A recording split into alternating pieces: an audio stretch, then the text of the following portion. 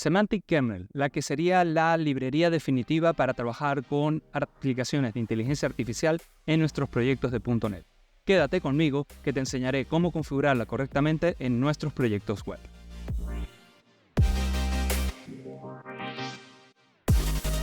Para algunos, Semantic Kernel es la respuesta de Microsoft a LangChain, la librería que se considera el estándar de facto para trabajar con aplicaciones de inteligencia artificial. LangChain existe en Python y la idea es ofrecer una librería que pueda trabajarse desde .NET. Sin embargo, esto está muy lejos de la verdad. Si habéis estado o visto las sesiones del Build 2023, habéis escuchado dos términos muy importantes que se repetían en las sesiones principales. Uno era Copilot y el otro era plugins.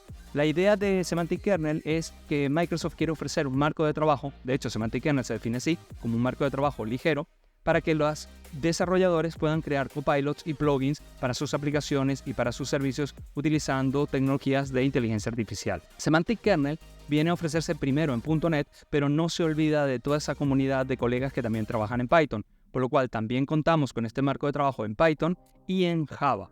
Oficialmente no se dice, pero también hay una versión para TypeScript. Semantic Kernel tiene una comunidad muy activa en Discord. Os dejo el enlace para la comunidad en la descripción para que podáis uniros ahí. Y cada vez que sale una nueva versión para TypeScript, suele ser colocada allí la referencia en la parte de anuncios.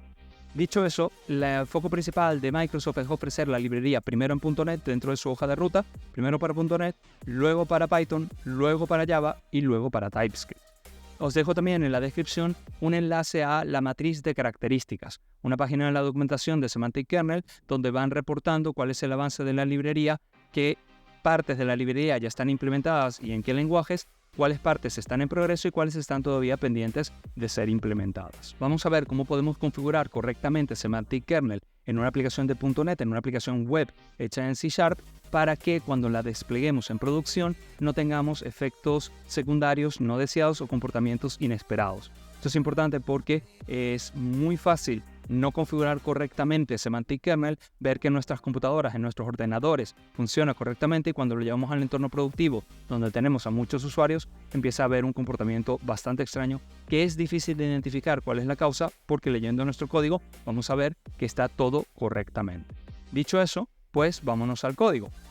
Vale, acá tengo una solución en Visual Studio 2022. Esta solución la podéis encontrar en mi GitHub, el enlace lo tenéis en la descripción para que os podáis descargar el código del repo y podáis jugar con él. Cuando queremos trabajar con Semantic Kernel, lo primero que tenemos que hacer es traernos la referencia. Para ello lo que vamos a hacer es ir a la parte de la gestión de los paquetes nuggets y aquí vamos a escribir Semantic Kernel. Ahora bien, cuando esto busque veremos que nos devuelve dos resultados. Ninguno de estos dos resultados es Semantic Kernel. Y la razón de ser es que Semantic Kernel en este momento está en preview, por lo cual tenemos que marcar la parte de Include Pre-Release para que podamos ver las últimas versiones de esta librería. Ahora, algo importante es que aunque esté en preview, no significa que no podamos utilizarla en nuestras aplicaciones en un entorno productivo. Todo lo contrario, la gente de Semantic Kernel se ha comprometido a que cualquier obsolescencia que ellos marquen en estas librerías tendrán una garantía de hasta 1 año de mantenerse, porque lo que ellos quieren es que la gente ya empiece a utilizar este marco de trabajo para crear esas ideas, esas iniciativas que se nos han venido a la mente, que podemos traducir en un copilot para nuestra aplicación, cualquier integración con las aplicaciones de inteligencia artificial que queramos colocar en nuestros proyectos. Tanto es así que realmente, cuando leemos la documentación de Semantic Kernel, el enlace también os lo dejo en la descripción, pero es que cuando se habla de este componente se habla como la pieza central a la hora de desarrollar aplicaciones complejas que requieran integrarse con servicios de inteligencia artificial para precisamente la construcción de este tipo de componentes como los copilots, etc. Con lo cual, la idea de Semantic Kernel es que nos facilite y nos simplifique la forma en la que nos podemos integrar con estas tecnologías dentro de nuestras aplicaciones.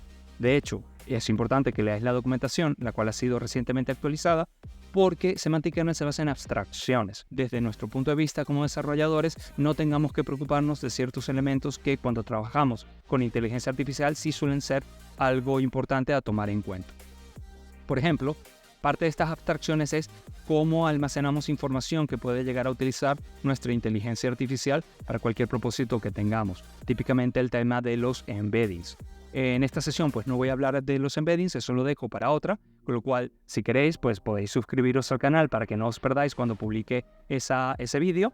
Pero mientras tanto lo que os puedo decir es que lo que ocurre es que Semantic Kernel nos va a dar muchos componentes, ¿vale? Por ejemplo, vamos a poder encontrar componentes como este que nos permite conectarnos con una base vectorial como Qdrant.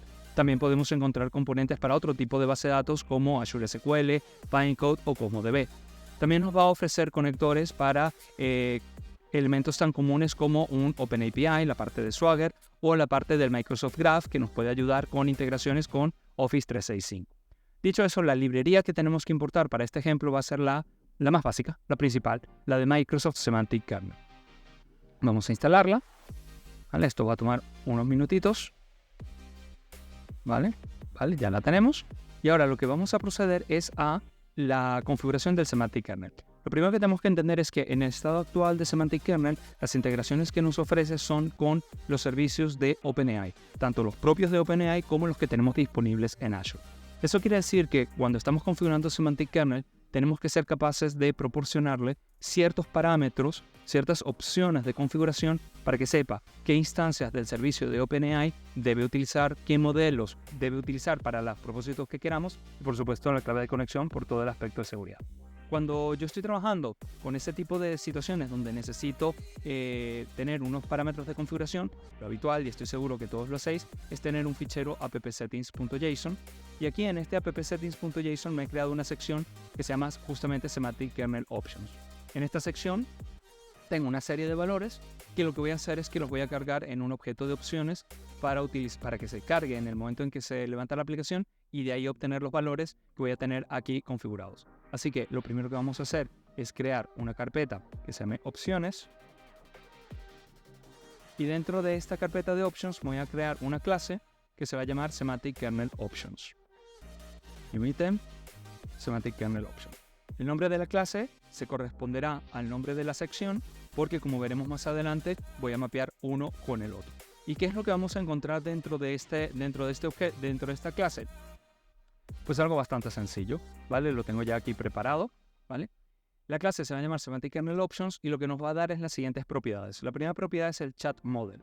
El Chat Model va a ser el modelo de inteligencia artificial dentro de OpenAI que utilizaríamos para propósito de chattings. El más famoso es GPT-3.5 Turbo. También tenemos en ciertas regiones y en modo preview en Azure el GPT-4. El Completions Model son otros modelos con los cuales podemos hacer cosas un poco más puntuales o funcionalidades de inteligencia artificial un tanto diferentes a lo que es la parte de chatting, que habitualmente involucran la parte de unos few-shot learnings, donde tenemos un prompt, donde tenemos unos ejemplos de cómo queremos que se comporte el prompt, le pasamos una entrada del usuario y esperamos una respuesta. Son típicos escenarios de completación. De los modelos de completación más famosos, pues está el TextDaVinci 003, que es el que habitualmente utilizamos. Y luego está el modelo de embeddings. Como os decía, la parte de embeddings no está contemplada en este vídeo. Os prometo que os haré otro específicamente sobre ello. Pero si utilizamos bases de datos vectoriales, tenemos que tener en cuenta que muchas veces cuando trabajamos con inteligencia artificial suele ser nuestra responsabilidad el leer un determinado texto, convertirlo en embeddings, llamando al modelo correspondiente de OpenAI o del servicio que queramos y luego preocuparnos de almacenar esos embeddings dentro de una base de datos vectorial, obtenerlos y trabajar luego con ellos para poder dar una respuesta a los usuarios. Una de las cosas positivas de Semantic Kernel es que nos oculta toda esa complejidad. Lo único que nosotros tenemos que hacer es, si vamos a utilizar una base de datos vectorial, utilizar el componente correspondiente de Semantic Kernel, porque eso va a utilizar las interfaces específicas que nos van a permitir desde Semantic Kernel acceder a esa base de datos vectorial y a la vez definir cuál es el modelo de embeddings para que el propio Semantic Kernel sea el que se encargue de llamar al servicio de OpenAI correspondiente, crear los embeddings, pasárselos a la base de datos vectorial y almacenarlos allí. Con lo cual, como podemos ver, las abstracciones que nos da Semantic Kernel ya nos empiezan a facilitar toda esa complejidad que antes hacíamos para poder trabajar con inteligencias artificiales, sobre todo con las de OpenAI. Así que en esta propiedad guardaríamos cuál es el nombre del modelo de embeddings que utilizaríamos. El más famoso es el de ADA Embedding 002. Después tendríamos el endpoint, que es la URL a donde está desplegado nuestro servicio de OpenAI o de Azure OpenAI. Y finalmente una clave, un key, con el cual nos vamos a identificar para asegurarnos de que solamente nosotros somos los que estamos realizando esa llamada y que nadie más va a estar haciendo un consumo indebido del servicio. Una vez que tenemos esto, nos volvemos a la parte del program Y aquí lo que tendríamos que hacer es leer esa sección del archivo de configuración y cargarlo dentro del objeto que acabamos de crear. Eso habitualmente lo hacemos de la siguiente manera, con la parte de Add Options, mapeándolo a la clase que acabamos de crear, la de Semantic Kernel Options, y la parte donde le decimos cuál es la sección de la pp-settings que tiene que leer es bastante simple. Es con el método bind, donde le decimos que tiene que leer una sección, que justamente se llama como la clase que hemos creado. Por esa razón, la clase y la sección tienen el mismo nombre. Después, a mí me gusta colocar la parte de Validate Data Annotations y la parte de Validate on Start. La parte de Validate Data Annotations lo que va a hacer es que si decoramos nuestro objeto de opciones con anotaciones, aquí por ejemplo he puesto 2, que el endpoint y el kit son requeridos y que no puede admitir strings que estén vacíos, lo que va a hacer es validar que efectivamente la información que está dentro de la app settings es suministrada y cumple con las restricciones que queremos de validación. Aquí podríamos tener elementos de rango, valores máximos, valores mínimos e incluso expresiones regulares. El otro, que es el de Validate on Start, es para la parte de Fail Fast. Yo lo que quiero es que cuando la aplicación levante, lo antes posible me genere un error si mi configuración es incorrecta. No quiero que me genere el error cuando ya esté ejecutándose, porque primero tarda mucho más y segundo porque puede ser más difícil de identificar dónde está la causa del error. Para mí estos dos métodos de extensión son muy prácticos a la hora de configurar opciones dentro de nuestra aplicación. Muy bien, ya tenemos las opciones cargadas, ahora lo que tenemos que hacer es meter efectivamente la parte del Semantic Kernel. Una de las cosas que tenemos que tomar en cuenta es que el Semantic Kernel necesita una memoria. La memoria es una abstracción que nos hace a nosotros no saber dónde se está almacenando la información que requiere Semantic Kernel para su ejecución. Puede ser una base de datos relacional, puede ser un CosmoDB, puede ser una base de datos vectorial como Pinecone o como Qdrant. Eso da igual, porque realmente lo que hace Semantic Kernel es decirnos que lo que nosotros tenemos que tener es un in-memory store. En este ejemplo, todavía no me voy a conectar a una base de datos vectorial, eso lo haré más adelante. Voy a utilizar en su lugar un tipo de base de datos que nos ofrece la gente de Semantic Kernel, que es en memoria. Es una base de datos vectorial, pero es en memoria. Apenas nuestra aplicación se detenga, esta base de datos se borrará y se creará una nueva cuando vuelva a levantar. Así que lo primero que haremos es crear un in-memory store y vincularemos este tipo de servicio a una instancia de Volatile Memory Store. Ya con esto tendríamos configurado lo que va a ser la parte de la memoria. Como regla general, las memorias de Semantic Kernel vale la pena que sean como un singleton, sea esta la Volatile Memory Store o sea cualquier otra que utilicemos. A continuación, lo que vamos a hacer es crear la parte del Semantic Kernel. Para ello, lo que vamos a hacer es que el alcance de la dependencia que vamos a meter va a ser de tipo scope, ¿vale? Y aquí es la parte delicada que os quería comentar. Habitualmente, cuando estamos trabajando con este tipo de cosas, estamos muy acostumbrados a que casi todo sea un singleton, porque tenemos en nuestra cabeza que un singleton es lo más eficiente.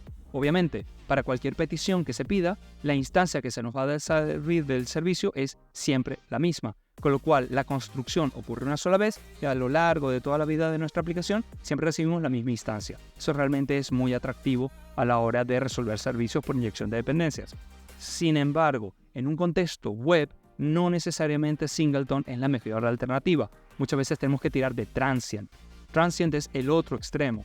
En transient, siempre que pedimos una nueva instancia del servicio, nos va a dar una instancia diferente, ya sea dentro de la misma solicitud, dentro del alcance del mismo request o en elementos diferentes del request. Siempre vamos a tener una instancia nueva cada vez que pidamos que se nos resuelva ese servicio por la inyección de dependencias.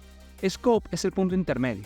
Scope es como un singleton, pero que solamente vive a lo largo del request. Y cuando el request termina y llega un request nuevo, se nos va a dar una instancia diferente, una instancia nueva.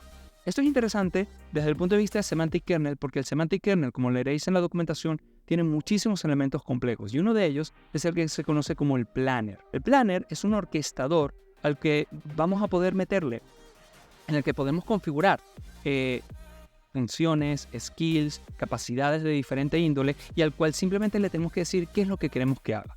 Esta es la parte poderosa del Semantic Kernel. Nosotros podemos tomar el kernel, cargarlo con un montón de skills, plugins, habilidades, funciones y luego decirle al Semantic Kernel en lenguaje natural, oye, quiero que hagas esta tarea. El Semantic Kernel lo que va a hacer es tomar toda esa lista de funciones, de habilidades, de skills, todo esto que le hemos configurado y va a generar un plan, que son la serie de pasos que se tienen que ejecutar, la serie de llamadas que se tienen que realizar a las inteligencias artificiales para poder cumplir el objetivo que le pasamos en lenguaje natural.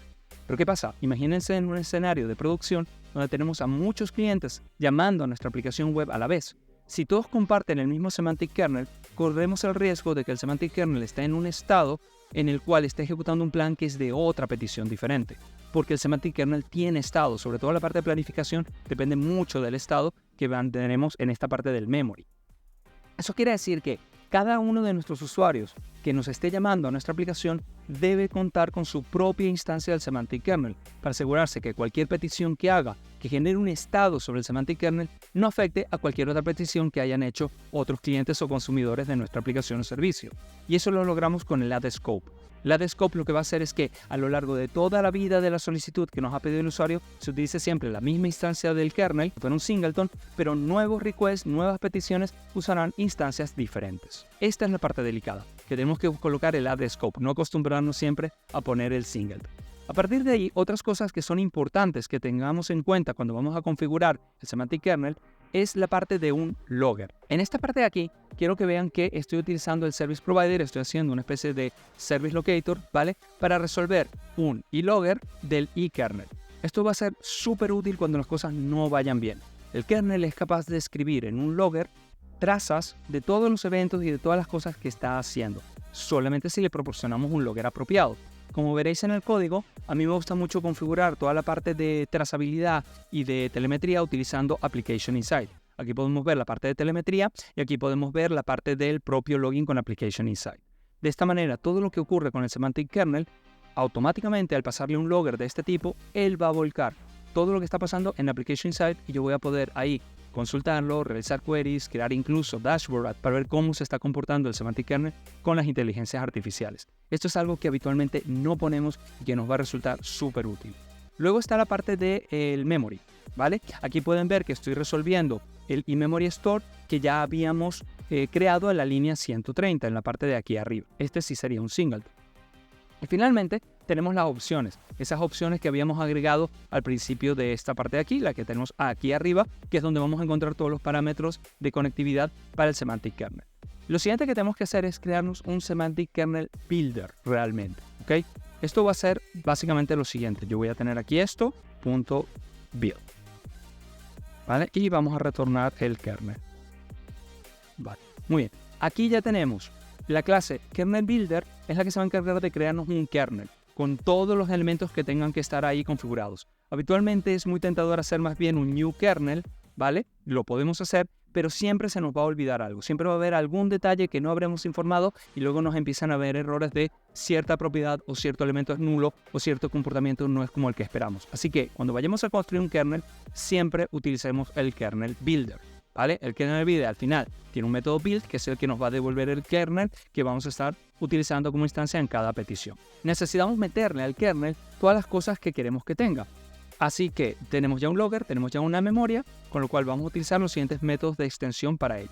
El primero es withLogger y el segundo withMemoryStorage. El withLogger va a tomar el logger que pusimos aquí arriba, en la línea 134, y ahora en nuestro kernel, todas las trazas, todos los eventos, todo lo que produzca, lo va a lanzar a ese logger, el cual va a ir al Application Insight como teníamos configurado arriba. Y el withMemory le estamos diciendo que puede utilizar en caso de que necesite almacenar estados para guardarlos allí. En este caso está yendo a un volatile memory storage. Si el día de mañana queremos montar aquí un CosmoDB o un Quadrant, nos traemos el conector desde el paquete Nugget correspondiente, simplemente cambiamos la manera en la que se construye este memory store y el resto de nuestro código queda sin tocar. Y esta es parte del poder de Semantic Kernel a nivel de los conectores y de las abstracciones que nos da.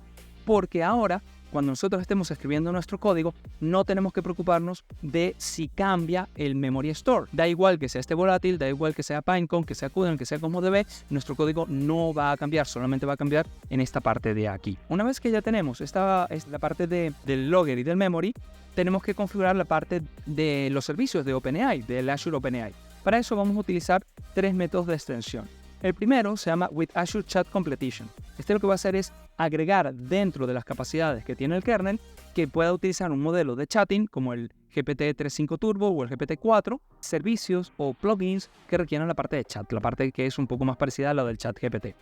Os prometo que haré una sesión al respecto de cómo utilizar esta parte de componentes con el Semantic Kernel. La siguiente es donde ponemos el del Text Completion, modelos como el Text DaVinci 003, y el otro la parte de los embeddings, modelos como el de Text Embeddings ADA 002. Este último, el de los embeddings, es muy importante cuando trabajamos con bases de datos vectoriales, porque es con el que el semantic kernel podrá construir automáticamente los embeddings para poder guardarlos allí y que nosotros no nos tengamos que preocupar de ello. Si trabajamos con bases de datos vectoriales y no proporcionamos un modelo de embeddings, tendremos un error. Muy bien, con esto ya tendríamos configurado lo que es el semantic kernel de la manera correcta. Para consumirlo, lo que vamos a hacer es que nos vamos a crear aquí un controller. Yo lo he llamado demo controller, es un controller para unas APIs, y lo que vamos a hacer es simplemente agregar el semantic kernel al constructor. Esto es bastante obvio, esto es lo que solemos hacer todo el tiempo con inyección de dependencias. Aquí pueden ver la interfaz del ikernel, ¿ok? Que justamente es lo que genera el build, ¿vale? El build, fíjense que lo que genera es una instancia de ikernel. Nunca estamos viendo cuál es la clase concreta de kernel, aunque podríamos haberla instanciado con new kernel, pero aquí siempre trabajamos con interfaces, aparte de los principios solid, de las buenas prácticas, etcétera, etcétera. Así que nuestro demo controller lo que va a hacer es tomar este kernel y vamos a recibirlo como dependencia y lo guardamos para lo que tengamos que hacer. Ahora bien, ¿cómo le decimos al kernel qué funciones puede tener, qué cosas puede realizar? Para ello vamos a utilizar skills. Y en este sentido, la manera en la que vamos a traernos los skills puede ser de dos formas. La primera es con el método import semantic skill from directory y la segunda es con el método import skill. La diferencia entre uno y otro es que semantic kernel utiliza dos tipos de funciones o de skills. Las llamadas skills nativas, las cuales son código escrito en .NET, habitualmente en C#, y que lo que nos va a permitir es ejecutar acciones, no necesariamente de inteligencia artificial. De hecho, semantic kernel, como veréis en la documentación y en su repo, nos ofrece ya una colección bastante interesante de skills nativas para temas de fechas, horas, conexiones HTTP, etc. Y que si la vemos en el código fuente, no hay nada de inteligencia artificial ahí involucrado. Pero esto es interesante porque la manera en la que semantic kernel trabaja luego con otro tipo de funciones, con otro tipo de skills, es que podemos meter la ejecución, la llamada a un skill dentro de la definición de otro. Esto es muy útil cuando vemos el segundo tipo de skills, que es el que podemos importar con el otro método, el de import semantic skills. Las skills semánticas son básicamente prompts. Van a estar conformadas por dos ficheros, uno de JSON con la configuración y uno de texto con el prompt en cuestión. Dentro de ese prompt podemos colocar variables y también podemos colocar llamadas a otras funciones, a otros skills, con lo cual ya nosotros podemos empezar a componer múltiples llamadas a inteligencias artificiales o múltiples llamadas a capacidades como pueden estar en las skills nativas. En este caso lo que voy a hacer es importar unas skills semánticas. Si vemos en la documentación de este método, veremos que lo que nos dice es que tenemos que pasarle un directorio y dentro de ese directorio se tienen que encontrar otros subdirectorios más que van a corresponder a cada una de las skills. Vamos a tener un directorio que es el completo de todas nuestras skills, luego directorios para cada skill y dentro de cada skill directorios para cada función. Por ejemplo, me he creado la carpeta skills. Dentro de la carpeta skills he creado una skill que se llama ask para hacer preguntas y obtener respuestas y otra que se llama summarize para realizar resúmenes. Dentro de la habilidad de skill, lo que he puesto es una función que se llama answer questions y en el caso de summarize skill, he puesto una función que se llama summarize. Básicamente lo que le decimos a este método es que coja el directorio donde se está ejecutando la aplicación, que vaya al directorio que hemos definido de skills y luego le pasamos un listado de cada una de las skills que queremos que cargue. Yo aquí he puesto las dos que he creado, pero si aquí tuviera 20, no tengo por qué cargar las 20, puedo cargar las que me interesen. A mí particularmente, aquí en el ejemplo estoy poniendo como valores que están hardcodeados, pero a mí este tipo de cosas me gusta ponerla en clases, en constantes o en un elemento que me haga mucho más fácil su gestión y no tener que utilizar strings mágicos prácticamente. En el caso de que queramos utilizar funciones nativas, lo que tenemos que tomar en cuenta cuando vamos a traer es que el método, el del import skill, si os dais cuenta, ya nos pide la instancia de la skill nativa que queremos utilizar. Esto es un poco delicado porque si tenemos muchas skills nativas podemos tener un pico de memoria. Con lo cual lo que yo recomendaría en este caso es que busquemos que esta entrada de skill instance sea más bien un factory.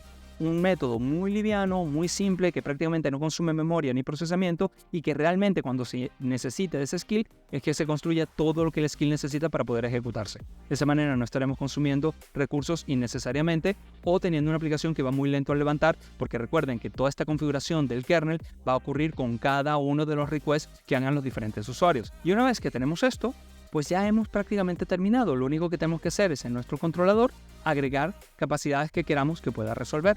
Yo aquí me he creado una serie de acciones, ¿vale? Para poder utilizar específicamente el skill de resumen y llamar a la función de summarize y la del skill de realizar preguntas y llamar a la función de answer question. Si yo ejecuto la compilación debería haber salido correctamente. Y ahora, si lo ejecutamos, vamos a poder hacer llamadas a nuestras skills utilizando el Semantic Kernel. Vamos a esperar que esto levante. Y aquí ya tengo preparado un Postman que también encontraréis en el repo de GitHub, donde lo que vamos a hacer es poder realizar estas preguntas. Vamos a lanzar la primera. Aquí le estoy pasando un texto que saqué de la definición de ChatGPT de la Wikipedia y le he pedido que me haga un resumen. Como podéis ver, me devuelve un texto un poco más simplificado, un texto un poco más recortado de lo que está ahí arriba, con lo cual la llamada al Semantic Kernel está funcionando correctamente. Aquí tengo otro en el que tomo ese mismo texto y lo que estoy haciendo es preguntar cuándo apareció ChatGPT. Y como podéis ver, me está contestando correctamente con el contenido que le pasé. En sesiones futuras estaré contando cómo crear este tipo de skill. Espero que esto os haya sido útil. Si ha sido así, por favor suscribiros para no perderos ninguna de las actualizaciones del canal, o al menos darme un pulgares arriba, un thumbs up, para que el algoritmo le dé un poco de valor a este contenido. Muchísimas gracias. Hasta luego.